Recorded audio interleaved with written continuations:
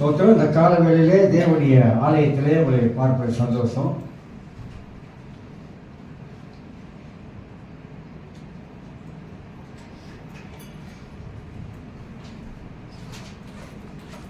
கண்டிப்பாக டெக்கரேஷன்லாம் பண்ணி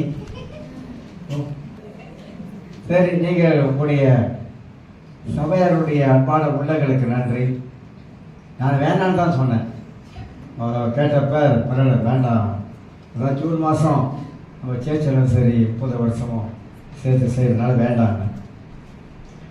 அதனால் உங்களுடைய அன்புக்காக நன்றி.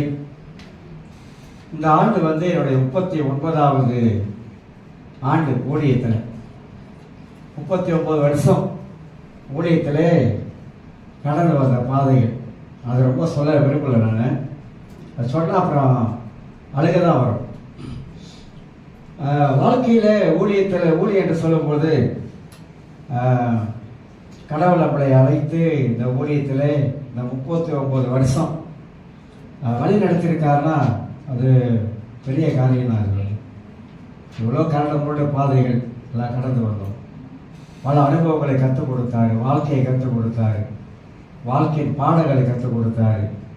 வாழ்க்கையில் ஒரு கொய்யவன் கையில் எப்படி ஒரு களிமண் இருப்பது போல உருவாக்கினார், பல விதங்களை உருவாக்கினார்.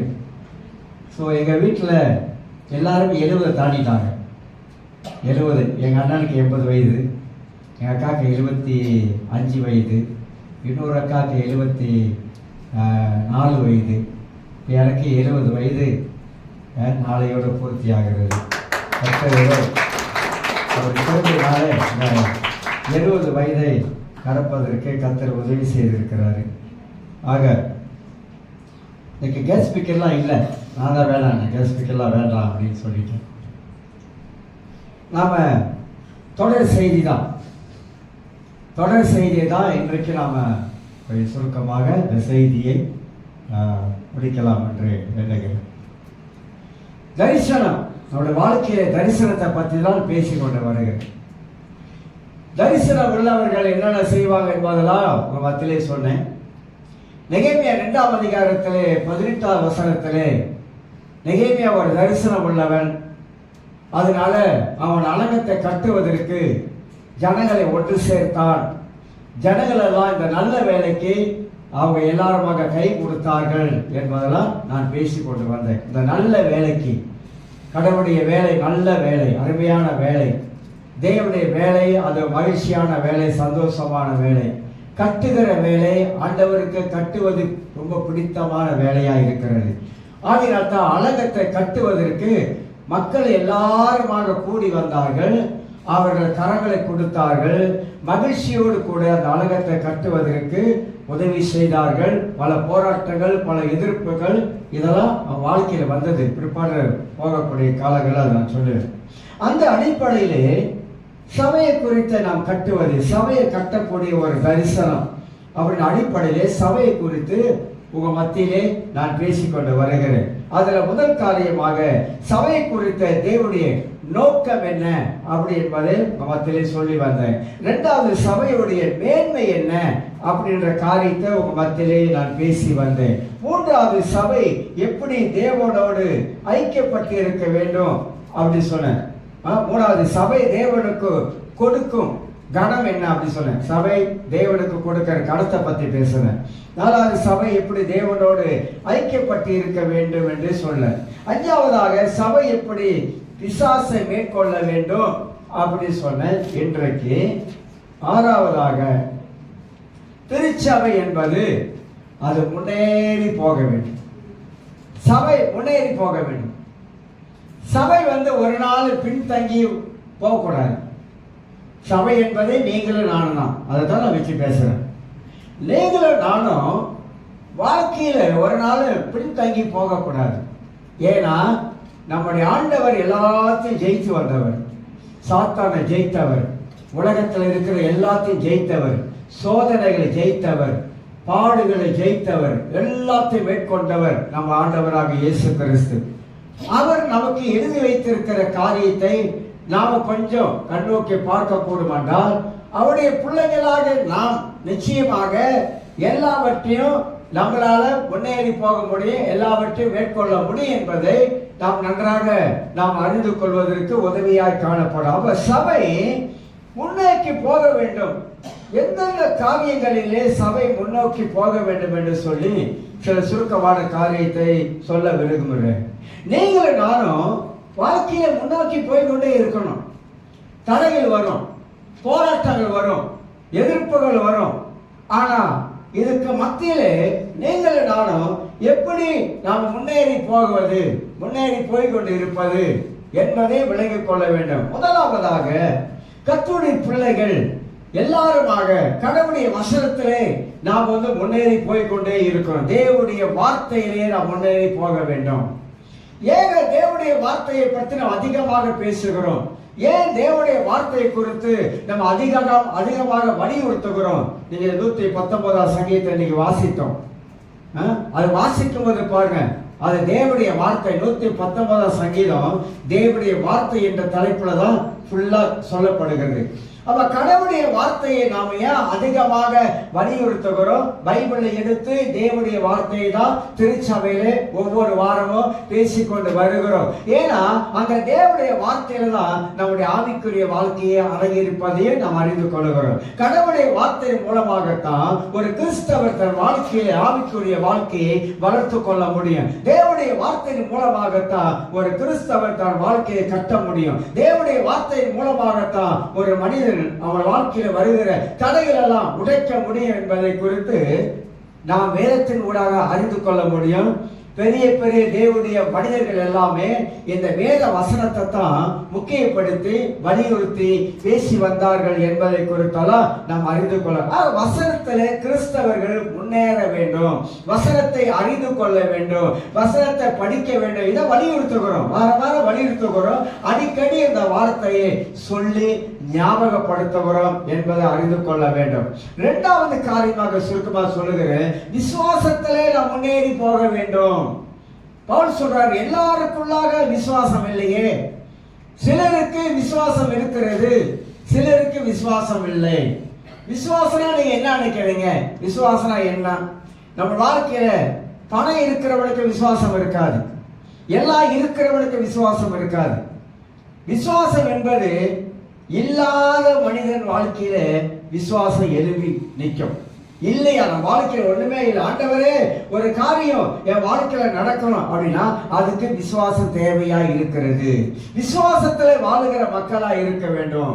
இது வரைக்கும் கர்த்தர் நடத்தி வந்திருக்கிறார்னா நாம் தேவன் மேல வைத்த விசுவாசம், ஆண்டவர் மேல வைத்த விசுவாசத்தினால்தான் இதுவரைக்கும் கர்த்தர் நம்ம வாழ்க்கையை நடத்தி வந்திருக்கிறார் என்பதை விளங்கிக் கொள்கிறோம். கேட்பது விசுவாசத்தோடு கேட்கிறோம். கேளுங்கள் அப்பொழுது கொடுக்கப்படும்.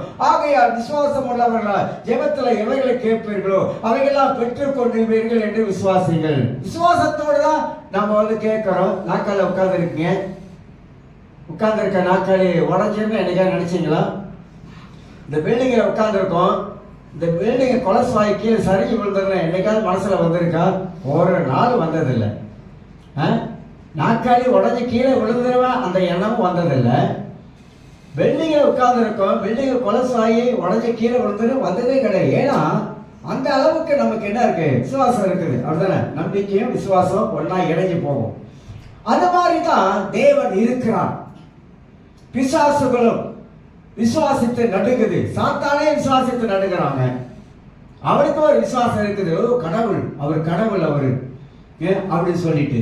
அந்த மாதிரி நீங்கள் நானும் உண்மையான தேவனை எப்படியெல்லாம் விசுவாசிக்கணும்? சோதனை காலத்துல விசுவாசிக்கிறோமா? பரீட்சை காலத்துல விசுவாசிக்கிறோமா? கடந்து போகிற சூழ்நிலை மத்தியில விசுவாசிக்கிறோமா? இந்த விசுவாசம் என்பது நீங்க நினைக்கிற மாதிரிலாம் கிடையாது, நான் நினைக்கிற மாதிரிலாம் கிடையாது. விசுவாசம் சோதிக்கப்படும். உண்மையான கிறிஸ்தவ வாழ்க்கை வாழுகிற நமக்கும் உங்களுக்கு எனக்கும் விசுவாசம் சோதிக்கப்படும். என்னைக்கு நம்ம ரட்சிக்கப்பட்டோமோ அந்த நாள் முதல் நம்ம விசுவாசம் சோதிக்கப்பட்டு சோதிக்கப்பட்டு சோதிக்கப்பட்டு அந்த விசுவாசத்துல நாம் எல்லாரும் பலன் அடைகிறோம், பலன் உள்ளவர்களாக மாறுகிறோம். வாயில வரும்போது சொல்ற, இல்ல கர்த்தர் இருக்கிறாரு, இல்ல கர்த்தர் செய்வாரு, இல்ல கர்த்தர் நடத்துவாரு. எப்படி வாயில வருதுனாக்கா விசுவாசம். விசுவாசம் வாயிலே அறிக்கை செய்ய வைக்கிறது. விசுவாசம் நம்ம வாழ்க்கையை வாழ வைக்கிறது. விசுவாசம் தேவன் வருவார், தேவன் வருவார். 2000 ஆண்டுகளுக்கு முன்பதாக ஆண்டவர் வருவார் வருவார் வருவார் சொல்லிதான் இருக்காங்க. அவர் வந்தபாடு கிடையாது. அப்படி சொல்லாதீங்க. அவர் தாமதிக்க மாட்டார், அவர் வருவாரு. ஏன் தாமதிக்கிறார்னாக்கா அவர் தாமதிப்பதற்கு ஒரு காரணம் இருக்கு. மனநாளான பாட்டு படிச்சோம். அப்பெல்லாம் சீக்கிரம் மாறும் ஆண்டவரே.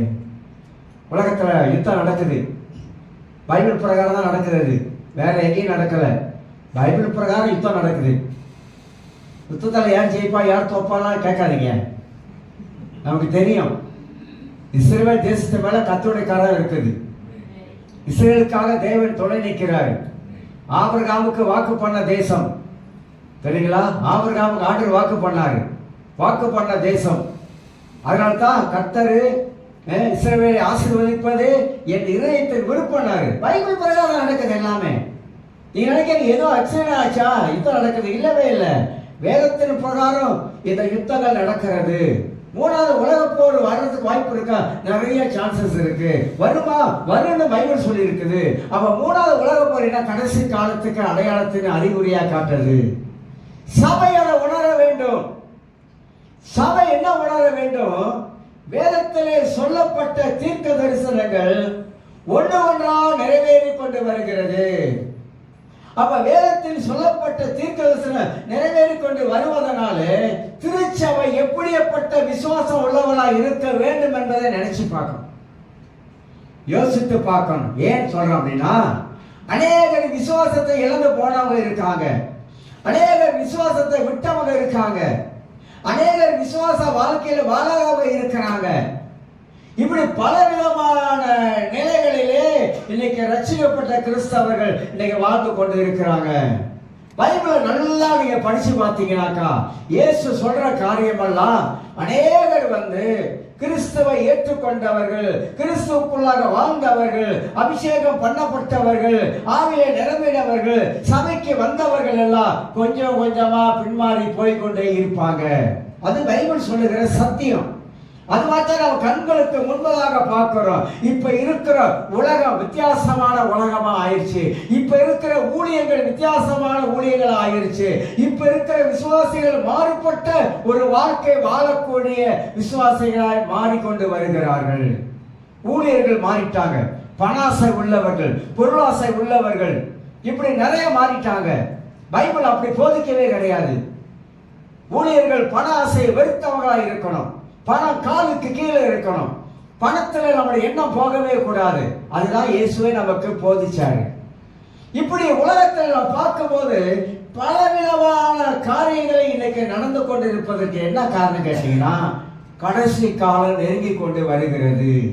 அந்த கடைசி காலம் வர வர வர இப்படிதான் உலகத்தில் இருக்கிறவர்கள் பிசாசுடைய வலைக்குள்ளாக விழ ஆரம்பிப்பாங்க, சாத்தானால வஞ்சிக்கப்படுவாங்க, சாத்தானால மோசம் போகப்படுவாங்க.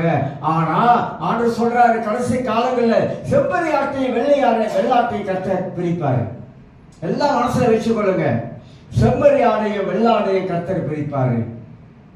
அப்படின்னா கர்த்தர் இந்த உலகத்துல பிரித்தெடுக்கப்பட்ட ஜனத்தை தான் கூட்டிட்டு போவார். அவருக்காக வாழுகிற மக்களை கூட்டிட்டு போவார். அவருக்காக உண்மையாக இருக்கிற மக்களை கூட்டிக் கொண்டு போவார். எல்லாரும் பரலோக ராஜ்யத்துக்குள்ள போவாங்க என்பது பைபிள் நமக்கு அப்படி போதிக்கவே இல்லை. 10 கன்னிகளை பற்றி கர்த்தர் பேசுறார், உவமையில பேசுறார். உவமைகள்ல நிறைய பரலோகத்துடைய காரியங்களை குறித்து உவமைகளை கர்த்தர் கதையா சொல்லியிருக்காரு. கதை, உவமை என்பது ஒரு கதை வடிவிலே ஒரு பொருளை விளக்குவதற்காக, ஒரு அர்த்தத்தை விளக்குவதற்காக, நமக்கு ஆவிக்குரிய பாடத்தை சொல்லிக் கொடுப்பதற்காக ஆண்டவர் உவமைகளை பயன்படுத்துறார். 10 கன்னிகளை பற்றி கர்த்தர் பேசுறாரு. 10 கன்னிகளை பேசும்போது 5 கன்னிகள் ஆயத்தம் உள்ளவங்களா இருந்தாங்க, 5 கன்னிகள் ஆயத்தம் இல்லாதவங்களா காணப்பட்டாங்க. அப்ப மணவாளன் வராரு. இந்த சம்பவத்துல எதை வச்சு பேசுறாங்கன்னா, யூதருடைய பாரம்பரியத்துல கல்யாண முறைகளை வச்சு ஆண்டவரை பேச ஆரம்பிக்கிறாரு. அப்ப மணவாளன் வராரு. மணவாட்டி பூமியில எப்படி இருக்க வேண்டும், அது மணவாட்டி ஆயத்த உள்ளதா இருக்க வேண்டும். பல காரியத்துல மனவாட்டி சபையாகிய இந்த மனவாட்டி ஆண்டவருடைய வருகைக்கு முன்பதாக அவர்கள் எல்லா ரீதியிலும் ஆயத்தப்பட்டு கொண்டே இருக்க வேண்டும். ஒவ்வொரு நாளும் ஆயத்தப்பட்டு கொண்டே இருக்க வேண்டும் என்பதுதான் வேதம் நமக்கு அப்படி போதிக்கிறது. அதனால தான் சபை முன்னேற விசுவாசத்துல கடைசி வரைக்கும் சாகிற வரைக்கும் நாம் இயேசுவை வைத்திருக்கிற விசுவாசத்தை ஒரு நாள் விட்டு விடவே கூடாது. மூச்சு போகும்போது கூட இயேசுவே அப்படின்னு சொல்லிட்டு தான் மூச்சு விடணும். வேற எதையாவது கூப்பிடக்கூடாது. வேற எதையாவது கூப்பிட்டா போக வேண்டிய இடமே வேற ஆயிடும். அதனால விசுவாச வாழ்க்கையிலே நாம் முன்னேற வேண்டும் என்பதை நாம் அறிந்து கொள்ளலாம். அதை குறித்து நிறைய பேசலாம். வேதத்துல விசுவாசத்துல வாழ்ந்தவங்க இருக்காங்க, விசுவாசத்துல செத்தவங்க இருக்காங்க. பூமியிலே வாழ்ந்தவர்கள், விசுவாச வாழ்க்கையில வாழ்ந்தவங்க, தேவனுக்காக நின்றவங்க, தேவனுக்காக உயிரை கொடுத்தவங்க, தேவனுக்காக கழுத்தை கொடுத்தவங்க, தேவனுக்காக கம்பத்துல கட்டி உயிரோடு கொளுத்தப்பட்டவர்கள், விசுவாசத்துல வாழ்ந்தவங்க, இயேசு மேல பற்றி கொள்ளுகிற அந்த விசுவாசத்துல வாழ்ந்தவங்க என்பதை நாம் பைபிள்ல நிறைய காரியங்களை வாசிக்கிறோம். மிஷனரி வாழ்க்கையிலும் நிறைய காரியங்களை நாம் வாசிக்கிறோம். மூன்றாவதாக சபை முன்னேறணும். சபை முன்னேற என்பதை நீங்க நன்றாக புரிந்து கொள்ள வேண்டும். நான் என்ன சொல்லுகிறேன் என்பதை குறித்து சபை எப்படியெல்லாம் முன்னேற வேண்டும் என்பதை நாம் தெரிந்து கொண்டா நாம எந்த அளவுக்கு முன்னேறி இருக்கிறோம் என்பதை புரிஞ்சு கொள்ளலாம். என் வாழ்க்கையில நான் எந்த அளவுக்கு முன்னேறி இருக்கிறேன், என் வாழ்க்கையில எந்த அளவுக்கு நான் ஜெயம் கொண்டு இருக்கிறேன், எந்த அளவுக்கு நான் வெற்றி நடை போட்டு கிறிஸ்துக்குள்ளாக வாழ்ந்து கொண்டு இருக்கிறேன் அப்படின்னு நமக்கு தெரியணும். நான் மூன்றாவதாக சபை முன்னேற வேண்டும் என்றால் அடிக்கடி சொல்ற வார்த்தை தான், சபை இப்ப இருக்கிற காலத்துல ஜெபத்துல சபை முன்னேறி போய் கொண்டே இருக்கணும். ஏன் இப்ப இருக்கிற காலத்துல சபை ஜெபத்தின் மூலமாக ஏன் முன்னேற முடியும்னா, ஜெபத்தின் மூலமாகத்தான் நம்ம சாத்தானை அடிச்சு கீழே தள்ள முடியும். ஜெபிப்பதின் மூலமாகத்தான் தேவன் தடைகளெல்லாம் உடைக்கிறவராக, ஜெபத்தின் மூலமாகத்தான் தேவன் பதிலை கொடுக்கக்கூடியவராக இருக்கிறார். ஆதி காலங்களில் நீங்க பாத்தீங்கன்னா, மிஷனரி வாழ்க்கையில பாத்தீங்கன்னா, அவங்க எல்லாரும் ஜெபம் பண்ணி தான் சாத்தானுடைய கோட்டையை உடைச்சாங்க. அதனால்தான் ஒரு சபைக்கு முதுகெலும்பு ஜெபம், ஒரு தனிப்பட்ட மனிதனுக்கு முதுகெலும்பு ஜெபம் என்பதையும் நாம் மறந்துவிடக் கூடாது. ஆகையால எனக்கு அருமையானவர்களே, ஜெபம் நம்முடைய வாழ்க்கையில ரொம்ப ரொம்ப அவசியமானதை பத்தி நான் ரொம்ப சொல்ல விரும்பல, நமக்கு தெரியும். இதை ஹைலைட் பண்ணிட்டு நான் போறேன். நாலாவது காரியமாக நான் தெரியும், போன வாரம் முதல் வாரத்துல நான் 2வது மாசத்துல 3ஆம் மாசத்துல பேசுறேன். 2ஆம் மாசம் கொடுக்கிறதுல நாம முன்னேறி போகணும், கொடுக்கிற காரியத்தில். 5ஆவதாக ஊழியத்திலே நாம் முன்னேறி போக வேண்டும். ஏன் ஊழியத்திலே முன்னேறி போக வேண்டும்? ஊழிய நம்ம வாழ்க்கையில நாம் செய்ய வேண்டியது நம்முடைய ஒரு பிரதானமான கடமை ஒன்று இருக்குது. சுவிசேஷம் எல்லா மக்களுக்கும் அறிவிக்க வேண்டும் என்பது நம் மேல் விழுந்த கடமை. ஊழியத்தில் முன்னேறணும். ஏன் ஊழியத்துல முன்னேற விடாதபடிக்கு நமக்கு இருக்குனாக்கா, சாசு நம்ம ஊழிய பாதையில முன்னுக்கு போக விடாதபடிக்கு நிறைய காரியங்களை கொண்டு வைக்கிறான் என்பதை அறிந்து கொள்கிறோம். 6வது காரியமாக சுவிசேஷம் சொல்வதில்லை, தேவனுடைய சுவிசேஷம் சொல்வதில்லை. இப்போ கைப்படலாம் கொடுக்க முடியாது, ஆனா 1 to 1 சந்திக்கலாம், நண்பர்களை சந்திக்கலாம். அந்த மாதிரி சந்தித்து சுவிசேஷத்தை நாம் சொல்லுவதில் நாம் சபை முன்னேறி போய்கொண்டே இருக்கணும். எத்தனை பேருக்கு நம்முடைய வாழ்க்கையில நம்ம தனிப்பட்ட நண்பர்கள் பள்ளி அல்லது ஸ்கூல்ல படிக்கிற பிள்ளைகள் மத்தியில இந்த நற்செய்தி, சுவிசேஷத்தை நற்செய்தி நாம் சொல்லி இருப்போம் என்பதை அறிந்து கொள்ள வேண்டும். இன்னொரு சபை முன்னேற வேண்டும் என்றால் மீகா 2ஆம் அதிகாரத்திலே 13வது வசனத்தை வாசிக்கிறேன். மீகா 2ஆம் அதிகாரம். சபை முன்னேற வேண்டும், நீங்களும் நானும் முன்னேற வேண்டும், முன்னேறி போய்கொண்டே இருக்க வேண்டும். ஏன் முன்னேறி போக வேண்டும் என்றால், முன்னேறாவிட்டால் நம்முடைய வாழ்க்கையிலே பல காரியங்கள் தடைப்பட்டு போகும் என்பதை அறிந்து கொள்கிறோம். மீகா 2ஆம் அதிகாரத்திலே 13ஆம் வசனத்தை வாசிக்கும் பொழுது, தடைகளை உடைக்கிற கர்த்தர் நமக்கு முன்பாக சென்று கொண்டே இருக்கிறாரு. சபை முன்னேற விடாதபடி உங்க வாழ்க்கையில என் வாழ்க்கையிலும் நிறைய தடைகளை பிசாசு கொண்டு வச்சு கொண்டே இருப்பான். நிறைய தடைகள். அந்த தடைகளை நாம் அடிச்சு நொறுக்கி நாம் முன்னேற போக வேண்டும் என்றால் நம்முடைய ஆண்டவராக இயேசு கிறிஸ்து நமக்கு முன்பதாக போக வேண்டும். வேதம் சொல்லுகிறது நீதிமொழிகள் 3:15, உன் சுய புத்தி மேல சாயாத, சுய எண்ணத்தின் மேல சாயாத, கர்த்தரை சார்ந்து இருக்கணும். தடைகளை உடைப்பதற்கு தேவனை சார்ந்து இருக்கணும். தடைகளை உடைப்பதற்கு தேவனுடைய ஞானம் நமக்கு தேவை.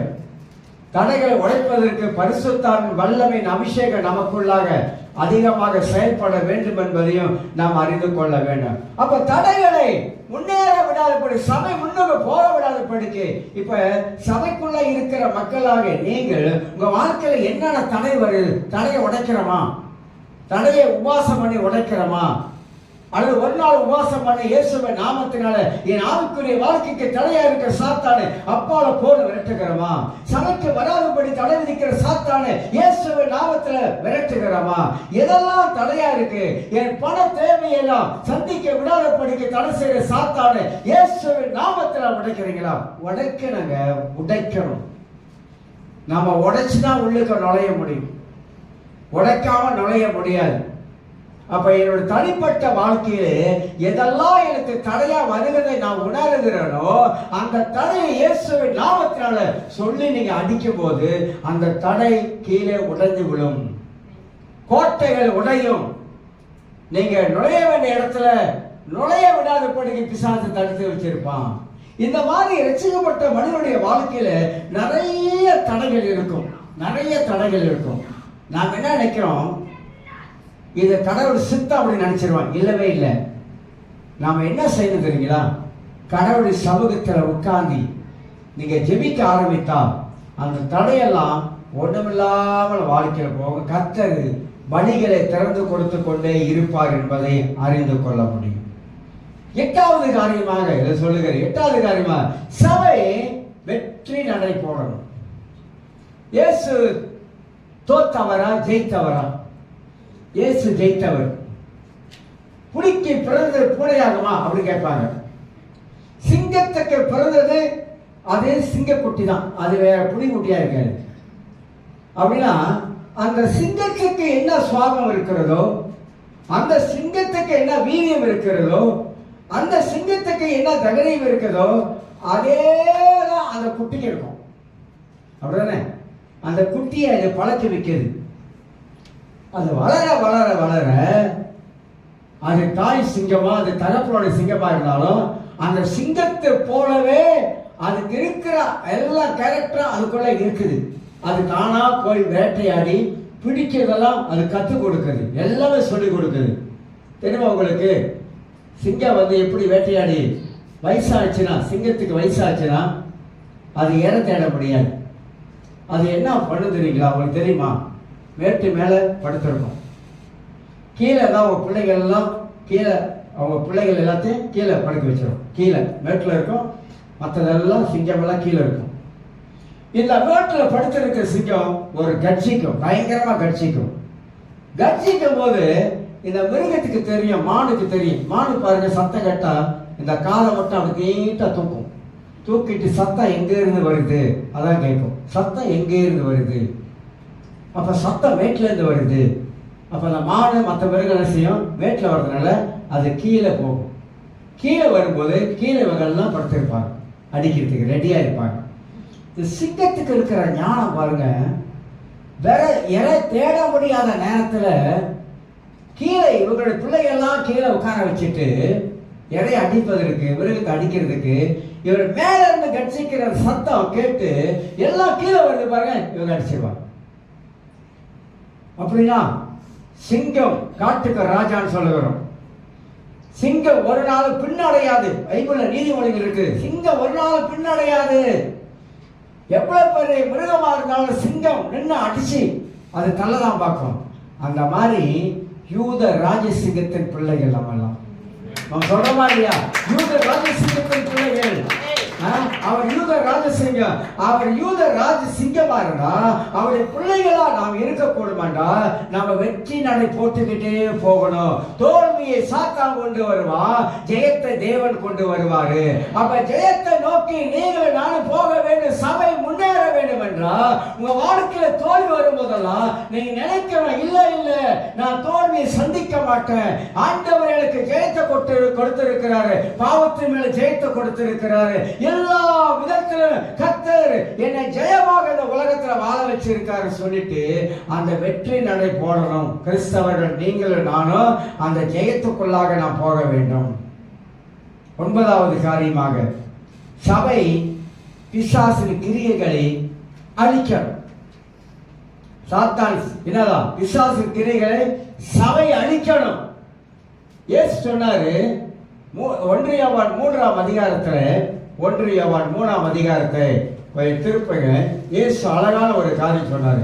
பிசாசு அழிக்க முடியாது, பிசாசை நீங்களும் நானும் ஒரு நாளும் அழிக்கவே முடியாது.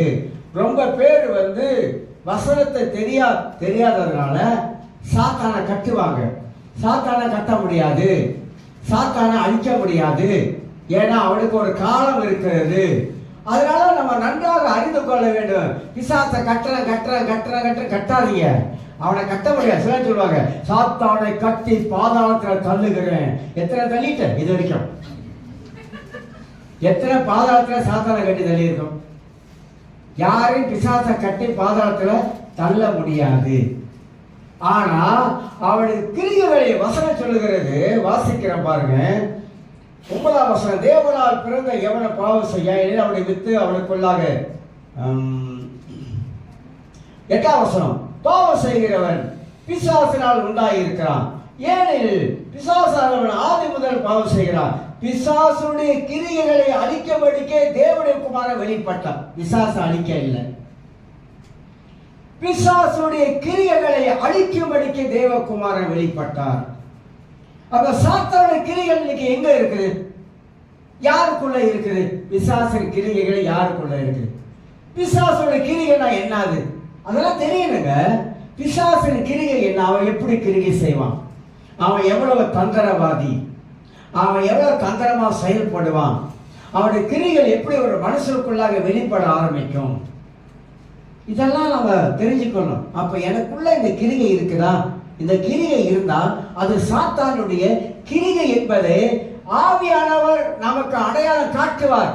நாம் அந்த அடையாளத்தை நாம் அறிந்து கொண்டா அந்த கிரியைகளுக்கு இடம் கொடுக்க மாட்டோம், கொடுக்கவே மாட்டோம். பைபிள்ல நிறைய வசனத்தை நாம் எடுத்து காட்ட முடியும். அப்ப மனசுல வைத்துக் கொள்ள வேண்டும், சபை பிசாசின் கிரியைகளை ஒண்ணா அழிக்கணும். அந்த கிரியை எங்க இருக்குது? மனுஷனுக்குள்ளா இருக்குது. எந்த மனுஷனுக்குள்ளா இருக்குது? ரட்சிக்கப்பட்ட மனுஷனுக்குள்ளாக அந்த கிரியை இருக்குது. அந்த கிரியை அழிச்சு தரணும். அந்த கிரியை அழிச்சு தந்தாதான் நம்முடைய வாழ்க்கையில தேவ கிரியைகளே நடக்கும், தேவனுடைய நடத்துதல் காணப்படும் என்பதையும் அறிந்து கொள்கிறோம். ஆக மனிதனுக்குள்ளே இது வேலை செய்து கொண்டே இருக்கிறது. மனிதன் அவன் முன்னேற விடாத படிக்கு, மனிதன் பல விதங்களில் முன்னேற விடாத படிக்கு. இந்த உலகத்துல பாருங்க, ஒருத்தன் பிசினஸ் பண்ணுகிறான், இன்னொருத்தரும் பிசினஸ் பண்ணுகிறான். இவன் 2 பேத்துக்குள்ள போட்டி போடுறாங்க. இந்த 2 பேருக்கு போட்டி போடாமனால இவன் கடைக்கு கொஞ்சம் ஆள் கூட வந்துருச்சுன்னா இவன் என்ன பண்றான், நம்ம கடைக்கு ஆள் குறைவா வருதுன்னு சொல்லி போட்டி பொறாமையினால ஏதாவது ஒன்று செஞ்சிடறான். ஏதாவது ஒன்று செஞ்சு அந்த கடையில இருக்கிற ஆள்லாம் அவன் பக்கம் இழுப்பதற்காக இந்த போட்டி பொறாமை என்பது பிசாசின் கிரியை. அதனால அடுத்தவன் பிசினஸ்ல சந்தோஷப்பட மாட்டான், அடுத்தவன் வளர்ந்து வந்தா சந்தோஷப்பட மாட்டான். கிறிஸ்தவ உலகத்துல அது இருக்குங்க. நீங்க நல்லா வளர்ந்து ஆவில நல்லா வளர்ந்து நல்லா ஜெபிக்கிற ஆளா இருந்தா, நல்லா கடவுளுக்குள்ள பக்தியா இருக்கிற ஆளா இருந்தா நிச்சயமாக சபைக்குள்ளாகவே சில பொறாமப்படுகிற சில ஆவிகளும் இருக்கும். அந்த மாதிரி இருக்குது. ஊழிய உலகத்திலே அப்படி இருக்குது. சபை நல்லா வளர்ந்தா, ஊழியக்காரன் நல்லா இருந்தா, ஊழியக்காரர் கொஞ்சம் ஆசீர்வாதமா இருந்தா, ஊழியக்காரர் கொஞ்சம் நல்லா காடியை பவச்சிட்டா, ஊழியக்காரர் கொஞ்சம் நல்லா சத்தம் போட்டுட்டா, உடனே என்ன ஆயிரும்? இவருக்கு எங்க இருந்து வருது இதெல்லாம்? எங்க இருந்து வந்த வணக்கம்னா? எங்க இருந்து வந்த வணக்கம்னா? சந்தோஷம் பண்ண மாட்டாங்க. சந்தோஷப்படவே மாட்டார். பொறாமை, பொறாமை எரிச்சல் வரும். நல்லா இருந்தா சில பேருக்கு எரிச்சல் ஆயிரும், சில பேருக்கு பொறாமை ஆயிரும். சபை கொஞ்சம் செழிப்பா இருந்தா என்ன ஆயிரும், எரிச்சல் ஆயிரும். இந்த மாதிரி பிசாசு அவனுடைய கிரிகைகளை நாம முன்னேறி விடாதபடிக்கு இப்படிப்பட்ட காரியங்கள்லாம் நிறைய இருக்குங்க. நிறைய சொல்லலாங்க, நிறைய சொல்லலாம். அதனால தான் ஆண்டவர் சொன்னாரு, விழிப்புள்ளவங்களா இருங்க. வாழ்க்கையில முன்னேறும் பொழுது கவனமா இருக்கணும். தாழ்மையா இருக்க வேண்டிய இடத்துலலாம் தாழ்மையா தான் இருக்கணும். பெருமை மட்டும் நம்ம வாழ்க்கையில கொண்டு வரவே கூடாது. வாழ்க்கையில பெருமை வந்துச்சுன்னா என்னைக்கு விழ போறோம் நமக்கே தெரியாது. நிச்சயமா விழுந்துடும். பெருமை மட்டும் இருக்கக்கூடாது. ஆகையினால 6வது காரியமாக சபை எப்படி முன்னேற வேண்டும்? தரிசனம் உள்ளவர்கள் முன்னேறி போய் கொண்டே இருப்பாங்கன்ற. உங்களுக்கு எனக்கும் அசைக்க முடியாத தரிசனம் இருந்தா வலது பக்கம் சாய மாட்டோம், இடது பக்கம் சாய மாட்டோம். இயேசுவை மட்டும் ஃபோக்கஸ் பண்ணுவோம், இயேசுவை மட்டும் பார்க்க ஆரம்பிப்போம். அவரை பார்த்து நம்முடைய வாழ்க்கையில முன்னுக்கு போய்கொண்டே இருப்போம். யார் என்ன பண்றாங்க, அவன் என்ன பண்றான், இவன் என்ன பண்றான், இவன் யார் என்ன பண்றான்னு பார்க்கவே மாட்டாங்க. அவங்களுடைய தரிசனத்துல கண்ணு கருத்தமா இருப்பாங்க. நல்லா அறிஞ்சுக்கணும். இந்த உலகத்தை நம்ம பார்க்க முடியாது. ஏன்னா உலகத்தை நம்ம பார்த்தோம்னாக்க கீழே விழுந்துருவோம். மக்களை பார்க்க முடியாது, பார்க்க கூடாது. ஆனா கிறிஸ்துவை பார்க்க கூடும் என்றால் நமக்கு ஆண்டவருடைய ஆவியானவர் என்ன தந்திருக்கிறாரோ அதை பார்த்து கிறிஸ்தவ வாழ்க்கை வாழ பழகி கொள்ள வேண்டும். 7வது காரியமாக சொல்லுகிறேன். 7வது காரியமாக சபை முன்னேற காரியத்துல சில காரியங்களை ஹைலைட் பண்ணி காட்டினேன். 7வது காரியமாக சபை எப்படி சமாதானமாக இருக்க வேண்டும். இருக்குதா? நம்ம சர்ச் பேர் என்ன? Jesus loves. ஜீசஸ் லவ்ஸ் அப்படின்னா என்னது? இயேசு நேசிக்கிறார். சபைக்கு பேர் இயேசு நேசிக்கிறார். சபையில இருக்கிற மக்கள் அந்த பேருக்கு தகுந்த மாதிரி இருக்குதுங்களா? எல்லாரும் சொல்றேன், நினைஞ்சே தான் சொல்றேன். பேருக்கு தகுந்த மாதிரி இருக்குங்களா? இயேசு நேசிக்கிறார். திருச்சபை மக்களே அப்படின்னு பார்த்தோமா, இயேசு உண்மையிலே நேசிக்கிறார். அவர் நேசிக்கிறார். அவருடைய நேசத்துல கொஞ்சம் கூட குறைவு கிடையாது. ஆனா சபையில இருக்கிற மக்களாக நான் நேசிக்கிறோமா? அதுதான் ஒரு பெரிய ஒரு கேள்விக்குறியா இருப்பதை பார்க்கிறோம். அப்ப சபை எப்படி இருக்கணும்? சமாதானமாக இருக்கணும். சபைக்கு வந்தா ஒரு தெய்வீக சமாதானம் இருக்கும். அதுதான். வீட்டை பத்தி நான் சொல்ல வரல, வீட்டை பத்தி வேண்டாம், அது நமக்கே தெரியும். வீடு எப்படி இருக்கு நமக்கு தெரியும், அதெல்லாம் இந்த நேரத்தில் சொல்ல வேண்டாம். சபைக்கு வந்தா அந்த தேவ சமாதானம் ஏன் இருக்கணும்னாக்கா, அந்த தேவ சமாதானம் உள்ள வரும்போதுதான் திருச்சபைக்குள்ளாக ஒருத்தருக்கு ஒருத்தர் நாம் சமாதானம் உள்ளவராக வாழ முடியும். சமாதானம் அவசியம். பவுல் சொல்றாரு, கூடுமான வரையிலே யாவரோடு சமாதானமாகிருங்கள். உலகத்திலே நாம் சமாதானமாய் வாழணும். சபைக்குள்ள வந்தாலும் சமாதானமாக வாழணும். இதெல்லாம் நமக்குள்ள இருக்கிற ஆவியானவர் தான் நமக்கு சொல்லிக் கொடுத்து கொண்டே இருக்கிறார் என்பதை அறிந்து கொள்கிறோம். அப்போஸ்தலர் 9ஆம் அதிகாரத்துக்கு திருப்போம். அப்போஸ்தலர் 9ஆம் அதிகாரம் வேதம் கற்றுக் கொடுக்குது, வேதத்தின் வசனங்கள் நமக்கு சொல்லிக் கொடுக்குது. ஆனா அதை கை கொள்வதும் கை கொள்ளாமல் இருப்பதும் நம்முடைய பொறுப்பு. 31 வாசிக்கிறோம். 9:31. சகோதரர் அதை அப்பொழுது யூதேயா, கலிலேயா, சமாரியா நாடுகள் எங்கும் சபைகள் சமாதானப்பட்டு பக்தி விருத்தி அடைந்து கர்த்தருக்கு பயப்படுகிற பயத்தோடு பரிசுத்தாவின் ஆறுதலோடு நடந்து பெருகின. ஆதி அப்போஸ்தலர் காலங்களிலே ஜனங்கள் ரட்சிக்கப்படுறாங்க, சபைக்குள்ள சேர்றாங்க. ஆனா சபை சமாதானத்துல போகுது. சபை சந்தோஷமா இருக்குது, சபை ஒற்றுமையா இருக்குது, ஒருமனப்படுகிறார்கள், ஆலயத்துக்கு வராங்க, ஒருமனமா ஜெபிக்க ஆரம்பிக்கிறாங்க, ஒருமனமா கர்த்தரை ஆராதிக்க ஆரம்பிக்கிறாங்க, தேவனை துதிக்க ஆரம்பிக்கிறாங்க. வாசிச்சு பாருங்க, அந்த ஒருமனம் என்ற வார்த்தை அடிக்கடி இங்க வந்து கொண்டே இருக்கும். எங்கே ஒரு மனம் இருக்குதோ அங்கே தேவனுடைய வல்லமை வெளிப்படும். எங்கே ஒரு மனம் இருக்குதோ அங்க சாத்தான் ஓடி போவான். எங்கே ஒரு மனம் இருக்கிறதோ அங்க தேவ சமாதானம் ஃபுல்லா சபைக்குள்ளாக ஆளுகை செய்ய ஆரம்பிக்கும். நம்ம அப்படியே இருக்கிறோம்? சொல்லுங்க பார்க்கலாம். அவனை கண்டா எனக்கு பிடிக்கல, இவனை கண்டா எனக்கு பிடிக்கல, அவங்கள கண்டா எனக்கு பிடிக்கல, இவங்களை கண்டா எனக்கு பிடிக்கல. யாரை தான் பிடிச்சிருக்கப்ப சொல்லுங்க. மனிதர்கள் எல்லாரும் மனிதர்கள் தான், எல்லாரும் மனிதர்கள். இப்போ என்ன வந்து கேட்டால் எத்தனை பேர் பிடிக்குன்னு எனக்கே தெரியாது. சொன்னாங்க பாஸ்டரை நிறைய பேர் பிடிக்குமா? 100 பேர் இருந்தால் ஒரு சபையில் எத்தனை பேர் பாஸ்டர் பிடிக்கும், எத்தனை பேர் பாஸ்டர் பிடிக்காது அப்படின்னு கேட்டால் ஆய்வுலேயே சொல்லிடுவோம். அந்த மாதிரி மனிதர்கள் உலகத்தில் வாழ்றோம். நம்ம அதனால நாம் எல்லாருமாக கிறிஸ்துவின் ஆவியை பெற்றவர்கள். கிறிஸ்துவின் ஆவி நமக்குள்ள இருக்குது.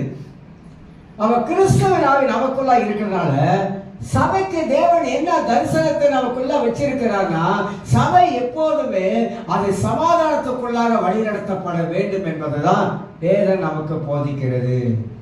ஆக எனக்கு அருமையானவர்களே, மத்திய 5ஆம் அதிகாரத்துல 9ஆம் வசனம், சமாதானம் பண்ணுகிறவர்கள் பாக்கியவான்கள், ஒருத்தருக்கு ஒருத்தர் சமாதானம் பண்ணுகிறவர்கள் பாக்கியவான்கள் என்று சொல்லிதான் வேதம் நமக்கு போதிக்கிறது. ரோமர் 12ஆம் அதிகாரத்தை எடுத்துக்கொள்ள ஒரு வசனத்தை வாசிக்கிறேன். ரோமர் 12ஆம் அதிகாரத்தில்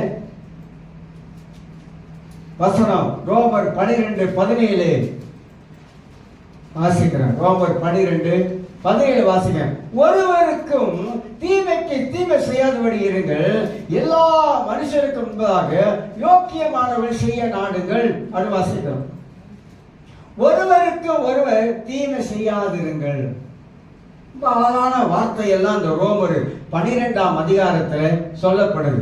19ஆம் வசனத்துல, பிரியமானவர்களே பழி வாங்குவது எனக்குரியது, நானே பதில் செய்வேன் என்று கர்த்தர் சொல்லுகிறார் என்று எழுதியிருக்கிறபடியா நீங்கள் பழி வாங்காமல் கோபாக்கணைக்கு இடம் கொடுங்கள் என்றெல்லாம் வாசிக்கிறோம். 14ஆம் வசனத்தையும் வாசிக்கிறேன். உங்களை துன்பப்படுத்துகிறவரை ஆசீர்வதிங்கள், ஆசீர்வதிக்க வேண்டுமே என்று சபியாதிருங்கள், நாசமா போயிரோடி சொல்லாத. உங்களை துன்பப்படுத்துறாங்களா, சமாதானத்தை பழைக்கிறாங்களா, உங்களை வேதனைப்படுத்துறாங்களா, பலவிதமான காரியம் வாழ்க்கையில் வருகிறதா, ஆசீர்வதிங்க. இது ரகசியம் இருக்கு, நான் சொல்றேன், ரகசியம் இருக்கு.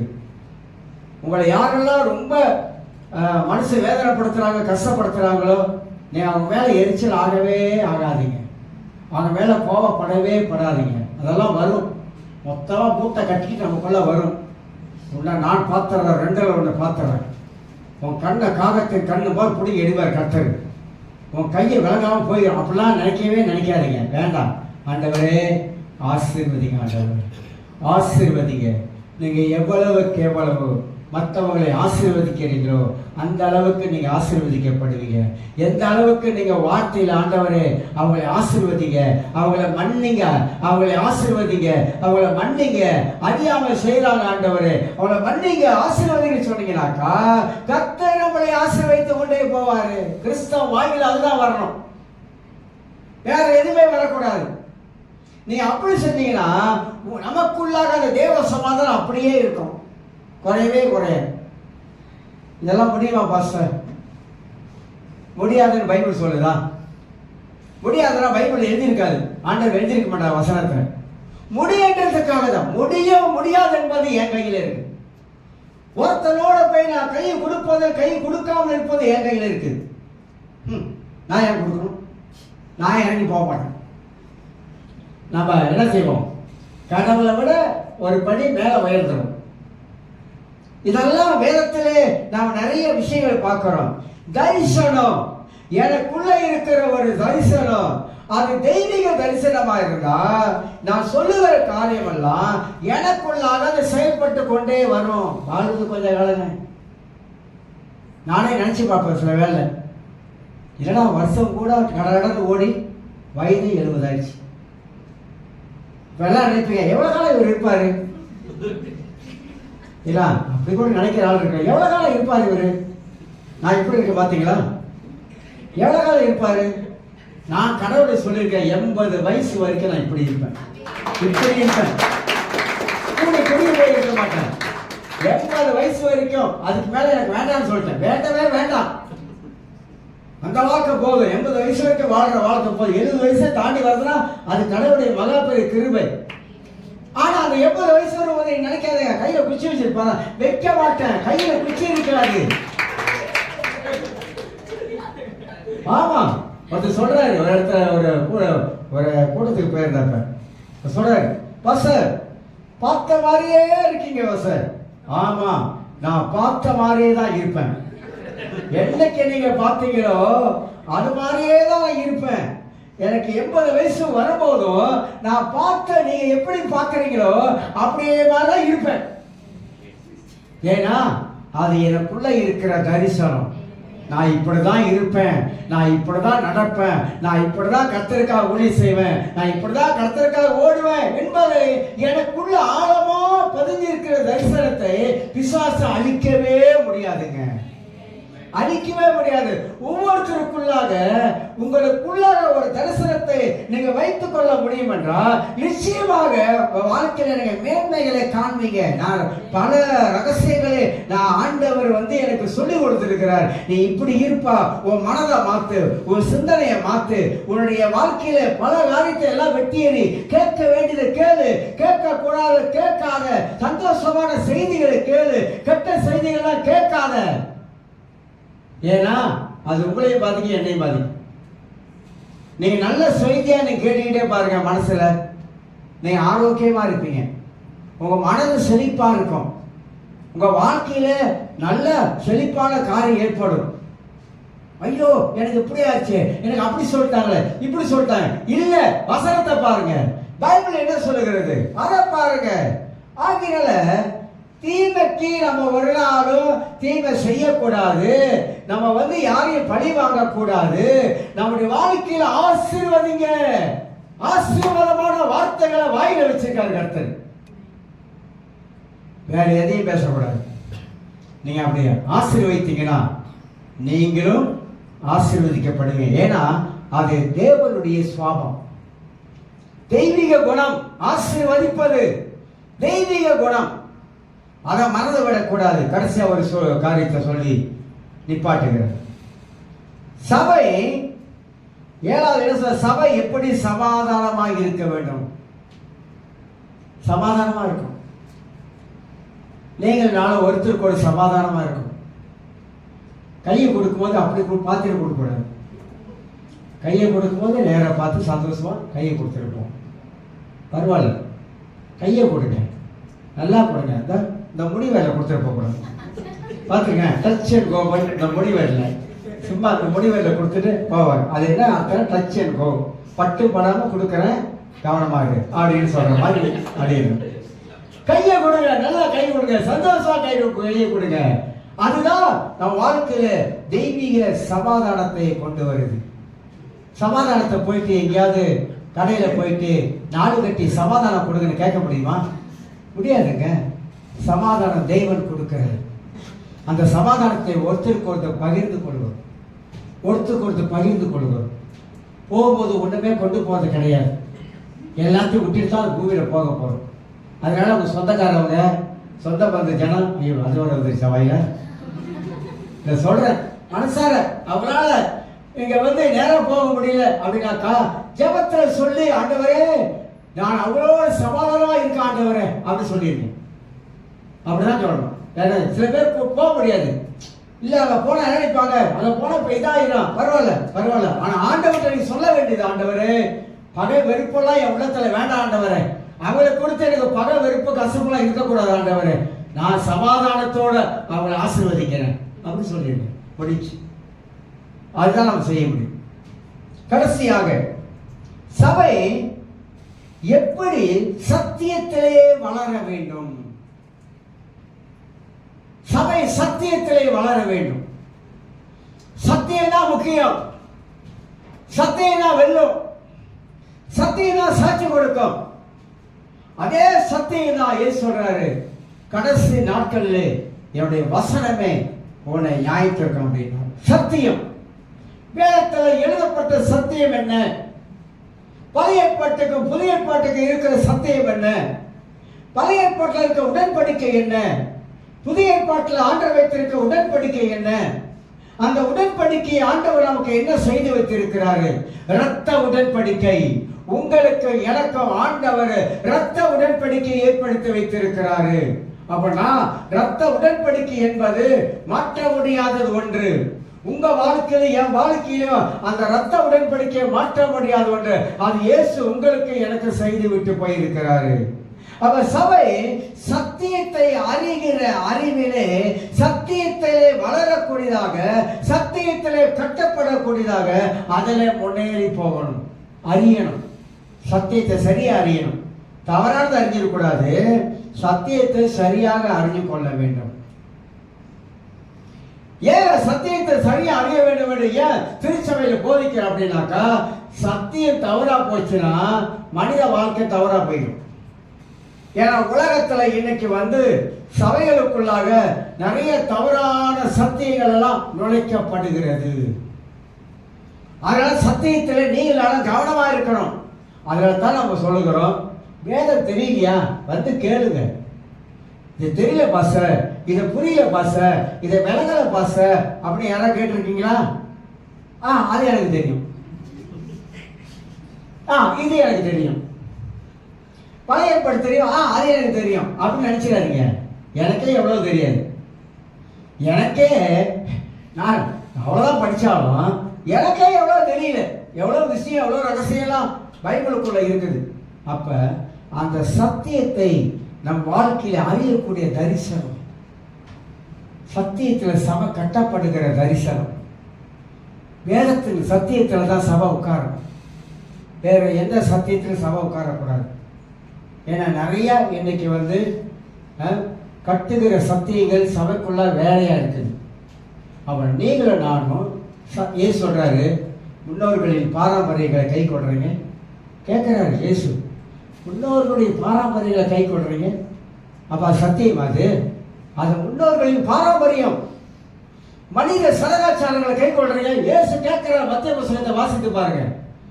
மனித சடங்காச்சாரங்களை கை கொள்றீங்க, நான் சொல்றதை கேட்க மாட்டீங்க. ஆனா மற்றவங்க சொல்றதை நீங்க கேட்கறீங்க. காரணம் என்னக்கா, மனித சடங்காச்சாரத்தை கை கொள்ள வைக்கிறீங்க. மனித சடங்காச்சாரம் என்ன? இது செய்யலாமா, அது செய்யலாமா, அப்படி செய்யலாமா, இப்படி செய்யலாமா, சத்தியத்துக்கு தூணா நிக்கணுங்க. இதை செய்யலாமா, அதை செய்யலாமா, அப்படி செய்யலாமா, இப்படி செய்யலாமே இல்ல. பைபிள் என்ன சொல்றது? சத்தியத்துக்கு சபை தூணா நிக்கணும்.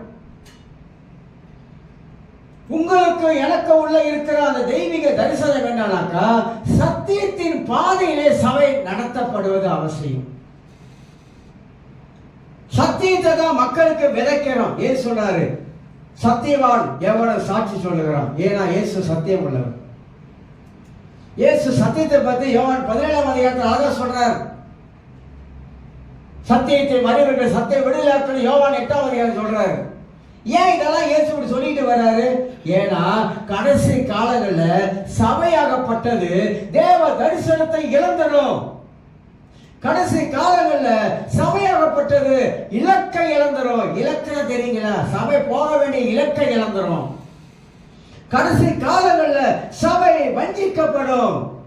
கடைசி காலங்களில் சபை சத்தியத்தை விட்டு வழிவிலகி ஓடிடும். அதனால்தான் ஆண்டவர் அந்த தரிசனத்தை சபைக்கு வச்சிருக்கிறார். அதனால்தான் சபைக்கு போதனை ரொம்ப முக்கியம். போதிக்கிற போதனை முக்கியம், போதிக்கிற வசனங்கள் முக்கியம்.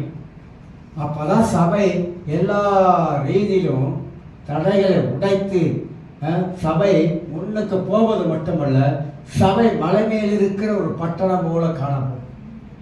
நீங்களும் நானும் ஒரு மலை மேல் இருக்கிற ஒரு பட்டணம்.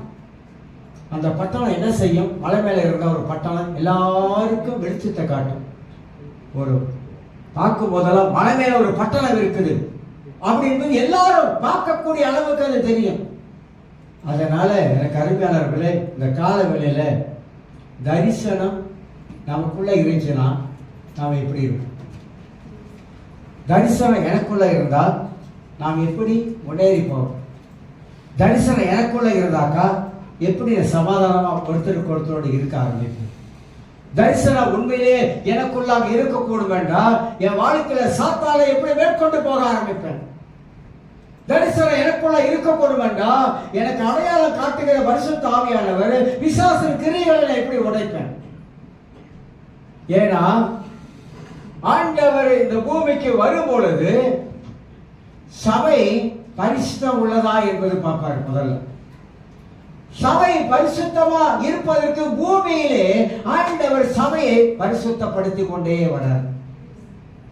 ஒவ்வொருத்தரும் உங்களையும் சரி என்னையும் சரி ஆண்டவர் பரிசுத்தப்படுத்திக் கொண்டே வரார்.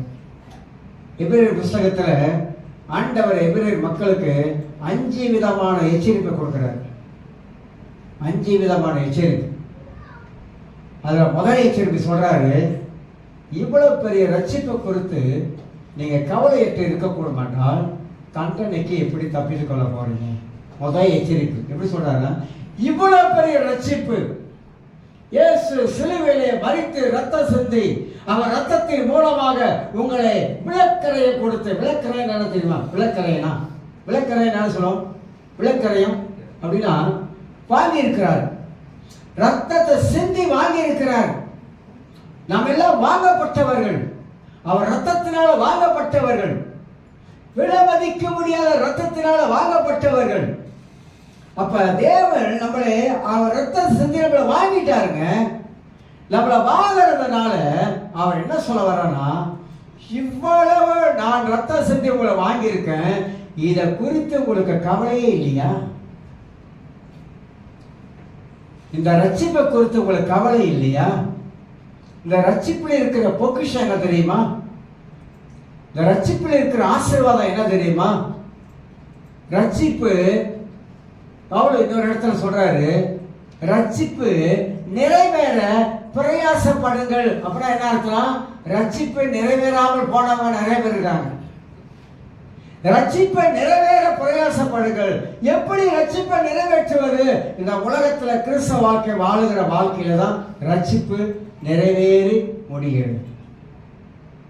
ஆக இந்த கால வேளையில தரிசனம் உள்ளவங்களா மாறும். சபை மக்கள் தரிசனம் உள்ளவங்களா மாறும். தனிப்பட்ட வாழ்க்கையில தரிசனம் உள்ளவங்களா மாறும். வாழ்க்கையை அலசி பார்ப்போம், வாழ்க்கையை சிந்தித்து பார்ப்போம், வாழ்க்கையை யோசித்து பார்ப்போம். இன்னைக்கு இருக்க மனுஷன் நாளைக்கு இல்லை. யுத்தத்தில் ஆயிரக்கணக்கான மக்கள் சாகுறாங்க. கடைசி காலத்தில் நிற்கிறோம். எந்த நேரத்தில் யாருக்கு என்ன வருதுன்னு தெரியாது. திடீர்னு மாநிலத்தில் அவன் செத்து போகிறோம். போன வாரத்தில் ஒரு ஊழிகாரி இறந்துட்டார். மனிதனுக்கு மரணம் சொல்லிட்டு வராது. நாளைக்கு கவனமாரு, நாளைக்கு நீ அவனை கூட்டிகிட்டு போகிறான், அப்படிலாம் வராது. திடீர்னு வருது.